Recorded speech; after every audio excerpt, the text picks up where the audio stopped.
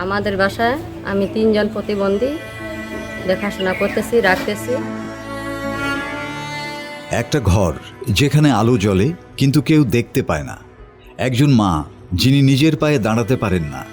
আরেকজন ছেলে যে নিজেই অন্ধ তবুও পুরো পরিবারকে বাঁচিয়ে রেখেছে। ভাবতে পারেন এই ঘরে ঈদের আনন্দ নেই, নেই পেট ভরা খাবার, আছে শুধু না বলা কষ্ট আর চাপা কান্না। দেশের শেষ সীমান্ত জেলা পঞ্চগড়ের তেঁতুলিয়ার এই ঘরে কি করে বেঁচে আছে এই পরিবারটি? পঞ্চগড়ের তেঁতুলিয়া ভজনপুর ইউনিয়নের এক ছোট্ট গ্রাম মুখাগজ। গ্রামটির এই একটি ঘরে প্রতিদিন লড়াই চলে বেঁচে থাকার, হাল না ছাড়ার। একটি পরিবারের 3 জন সদস্য, যার 3 জনই প্রতিবন্ধী। যেখানে একজন সুস্থ মানুষের জন্য জীবন কঠিন, সেখানে এই পরিবার প্রতিদিন অসম্ভবকে সম্ভব করে বেঁচে আছে। মোতাহার হোসেন একজন দৃষ্টি প্রতিবন্ধী, তবুও তিনি এই পরিবারের একমাত্র উপার্জনক্ষম ব্যক্তি। নিজে দেখতে পান না, কিন্তু কাঁধে তুলে নিয়েছেন পুরো সংসারের দায়িত্ব। মা রাশেদা খাতুন, বয়স 60।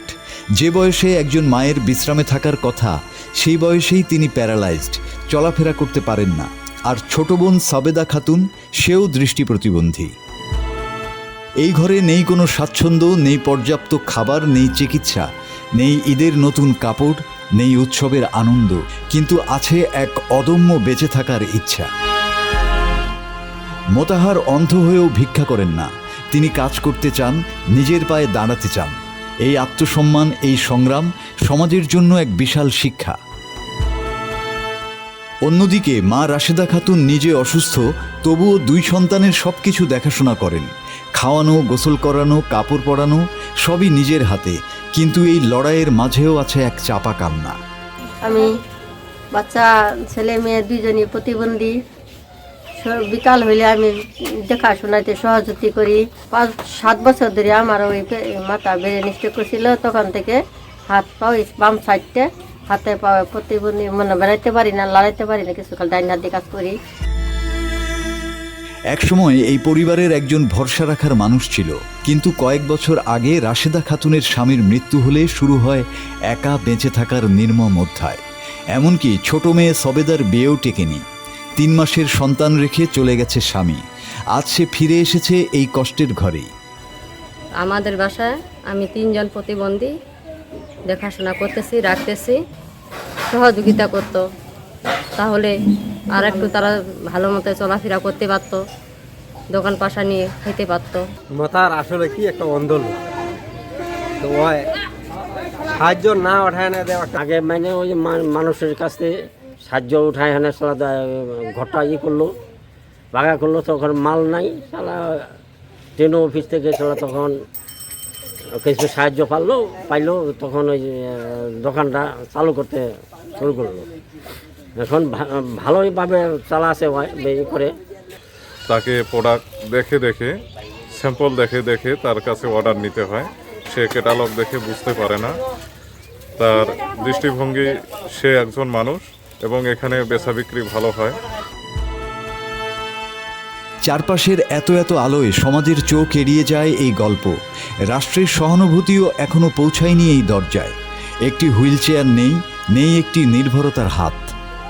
যদিও আমি দেখতে পারি না, কিন্তু আমার উদ্দেশ্য ছিল যে আমি মানুষের দ্বারে দ্বারে না গিয়ে, হাত পাতে না খেয়ে আমি নিজে একটা কর্ম করে খাবো।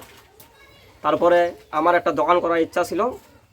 তখন আমার কোনো টাকা পয়সা ছিল না। তখন আমি বিভিন্ন জায়গায় হাত পেতে স্কুল, কলেজ, মাদ্রাসা এবং বিভিন্ন ব্যবসায়ীদের কাছ থেকে গিয়ে আমি একটা দোকানের ঘর করেছিলাম।